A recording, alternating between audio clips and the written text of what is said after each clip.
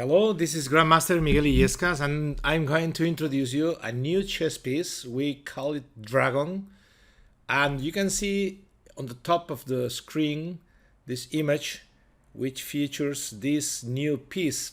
Okay, the dragon moves like a bishop and a knight. I mean, it's like the queen. The queen combines the movement of the rook and the bishop.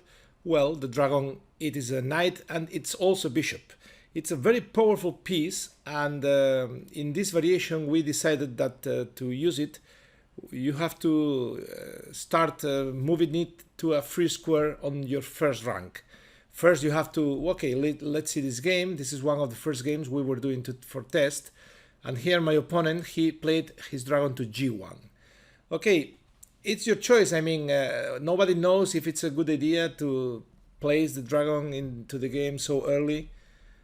In this game I decided to postpone the use of the dragon, and first I was playing like a normal, in fact playing on the center, very natural moves, and very soon it's a kind of a London system where well, the dragon on g1 makes everything a bit different. In this position I played bishop g4, which maybe it's not the best move. He went bishop b5, a good answer, e6, and here I was worried about h3. I mean, because if I play bishop h5, then g4, knight e5. And if I take on f3, he may take with the dragon, and then, okay, he's going to have a pair of bishops, and also some lead in development. Well, lucky for me, he went dragon to e2. He was preparing to castle.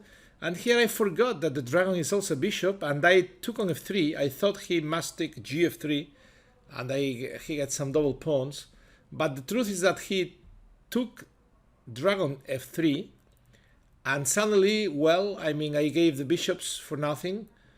Then I had to calculate very precisely, because now I'm in some kind of danger. He may play dragon to e5. He has two bishops. He has some initiative. And I calculate this sequence, bishop d6. He took here, well, maybe it was not completely necessary. He could delay this capture, but he had a clear plan in mind, which was to jump with the dragon to e5. Now suddenly he's attacking my queen, and if I move the queen away, I may lose the pawn on c6, because don't forget, this is a beast, bishop and knight. But I had I had foreseen this line, and I had an answer. Can you try to guess what is probably the best move here?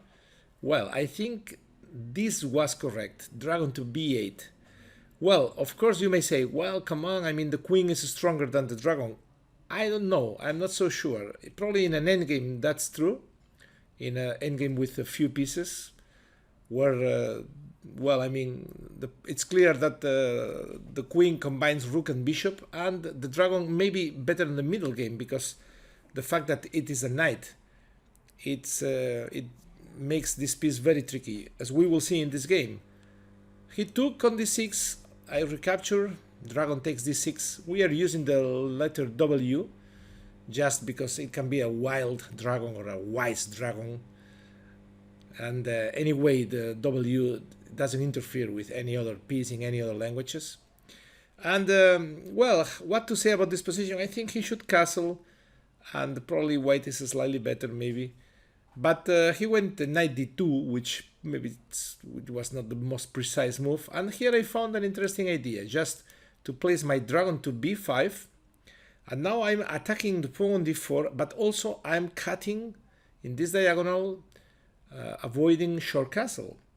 I was expecting here knight b3 or knight f3, and it was some complications. I thought maybe he may play knight f3, and and then, okay, I may go, for example, if yes, dragon to c4, some complicated lines.